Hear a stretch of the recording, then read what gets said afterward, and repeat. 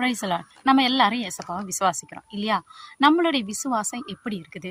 அத யாக்கோபு தன்னுடைய பொதுவான நிருபத்துல அவர் எழுதுறாரு. 2வது அதிகாரத்துல 17வது வசனத்துல அவர் இப்படி எழுதுறாரு, கிரியை இல்லாத விசுவாசம் அது செத்ததுக்கு சமமா இருக்கும் அப்படின்னு சொல்லி.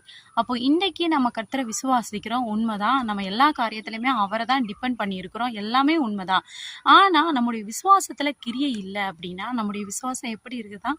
செத்ததா இருக்குதான். அப்போ எனக்கு பிரியமானவர்களே, இந்த நேரத்துல நீங்க கொஞ்சம் சற்று உங்களை சிந்தித்து பாருங்க. உங்களுடைய விசுவாசம் தேவ சமூகத்துல கிரியை உள்ளதா இருக்குதா? உங்களை சுற்றி இருக்கிறவங்களுக்கு கர்த்தருக்கு பயப்படுகிற பிள்ளைங்க அப்படின்னு சொல்லி உங்களை பார்த்தா அவங்க கண்டுபிடிக்கிற அளவுல உங்களுடைய நடத்தை, உங்களுடைய பேச்சு, உங்களுடைய ஸ்டைல் எல்லாமே அது கர்த்தருடைய பிள்ளைகாட்டுதா அப்படின்றத நீங்க சற்று யோசிச்சு பாருங்க. ஸோ கிரியை இல்லாத விசுவாசம் செத்ததுன்னு யாக்கோபு சொல்றது போல இந்த நாட்கள்ல நீங்க கிரியை இல்லாத ஒரு விசுவாசம் உள்ளவர்களா இல்லாதபடி உங்கள் விசுவாசத்தை கிரியையினால மற்றவங்களுக்கு சாட்சியாக காணி